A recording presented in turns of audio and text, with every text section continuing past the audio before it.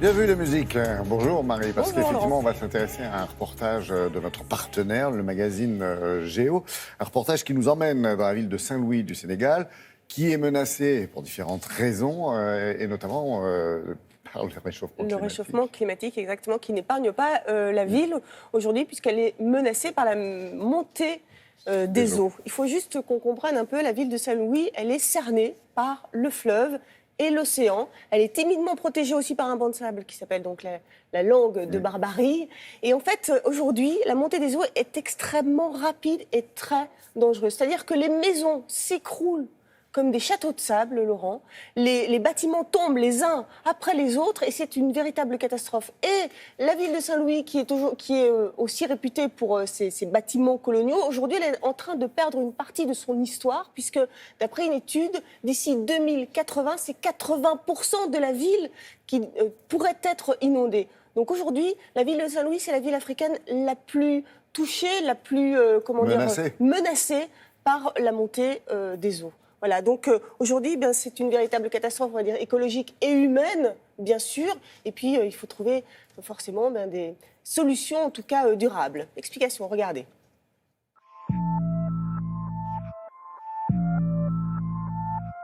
Ce qu'on observe déjà par rapport au réchauffement climatique, c'est une élévation de la température moyenne, à peu près 1 degré depuis une centaine d'années. Donc plus de canicules, plus de vagues de chaleur. Des conséquences aussi assez visibles sur les précipitations qui risquent de devenir plus intenses. Et puis un véritable fléau à long terme, c'est l'élévation du niveau de la mer.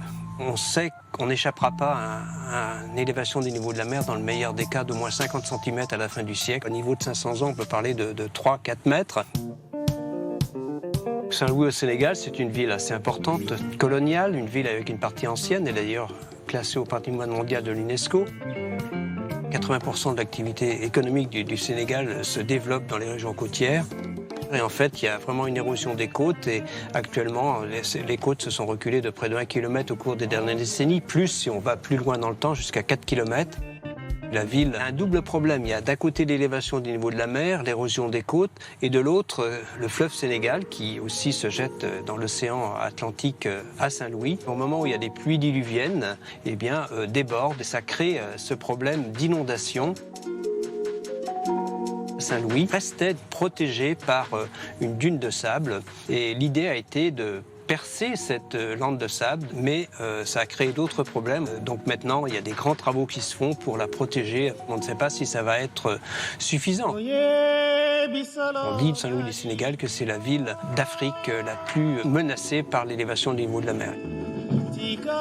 Il est clair que les personnes qui sont les plus touchées, qui ont le plus de difficultés, ce sont généralement les couches pauvres des populations. C'est vrai dans ces pays, c'est vrai aussi à l'échelle planétaire. Souvent, la seule solution, c'est de se déplacer.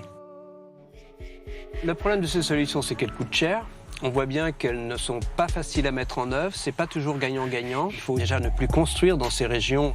Mais vraiment, la solution passe avant tout par respecter les accords de Paris, aller au-delà et tout faire pour qu'on diminue nos émissions de gaz à effet de serre très rapidement. Il faut les diviser par 3 d'ici 2050 et puis arriver à neutralité carbone dans la deuxième partie du XXIe siècle. C'est extrêmement difficile, extrêmement ambitieux, mais on a toutes les raisons de devoir le faire, c'est très clair. Et c'est maintenant qu'il faut agir. Bon, on l'a entendu, hein, Marie, chantier en cours pour protéger la ville. Oui, alors, oui, il y a des chantiers en cours. En tout cas, ils cherchent des solutions. C'est pas simple, on l'imagine bien, Laurent, puisque ça demande des moyens extrêmement coûteux. Et là, effectivement, les habitants essaient de sensibiliser le gouvernement pour que, enfin, les choses bougent réellement. Effectivement, il faut agir.